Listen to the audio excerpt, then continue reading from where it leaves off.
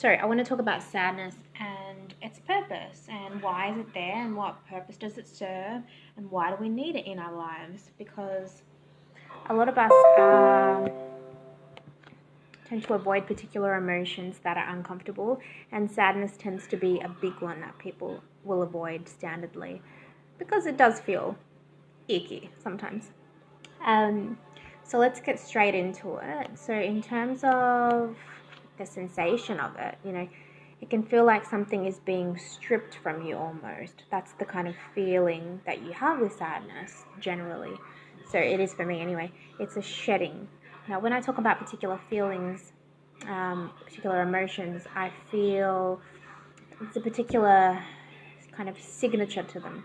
They have a kind of, there's a distinction between all of them. And sadness it's an inward facing emotion, as I like to call it, because you tend to turn inwards as opposed to go outwards with your sadness. And it really calls you to go inside the body, and it acts as a release, a discharging kind of energy. And that's the kind of energy that's associated with sadness. So one of the purposes of sadness is to discharge the energy around loss. So the feeling of loss. And it's an acknowledgement of that loss. And that's why it can be really uncomfortable to feel, because you are mourning something. You're mourning the loss of something, either something that you didn't get or something that you had that you've now lost. So sadness is a emotion that slows us down. It allows us to regroup, to find resolution, to find clarity, to find closure, to reflect on what something meant to us, and allow us to mourn that loss of that, For example, if we lose someone we love through death or separation, sadness is there to help us grieve that loss so we can move on to something else.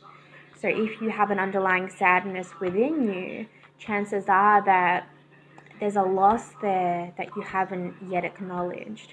So the fact that you push away from that says a lot about, it might be something in your history, in your past, that's been traumatizing to you, either something that you didn't get from your parents, and something that you are yet to mourn and acknowledge that that's what happened, and mourn the loss of that. So if you have an underlying sadness, there is probably something that subconsciously you have not acknowledged within yourself. So sometimes we can feel a sadness and not even know what it is, and that's usually because it is a subconscious trauma that's probably happened a long time ago, and we've pushed it out of our consciousness to protect ourselves. So when we're adults, we feel that sadness, it comes along with us wherever we go, and our job is to really go into that, to see what it's about, where it's coming from, so we can finally mourn the loss of whatever it is we have lost. So that's the purpose of sadness. I want you to look at all these emotions as something that allows you to get curious and have the intention of getting to know these emotions as if they were your own kids, as if your kid comes up to you and they have different signatures.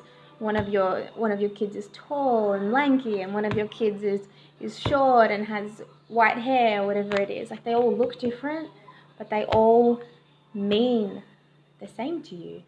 You love them the same. Doesn't matter how they look, doesn't matter how they act.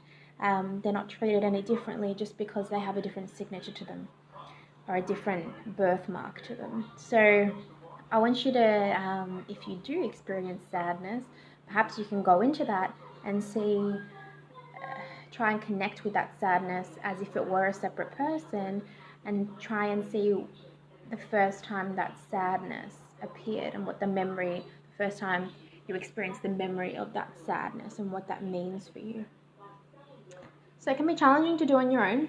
So if you need my help, message me. Otherwise, definitely do this on your own and see how you go with it.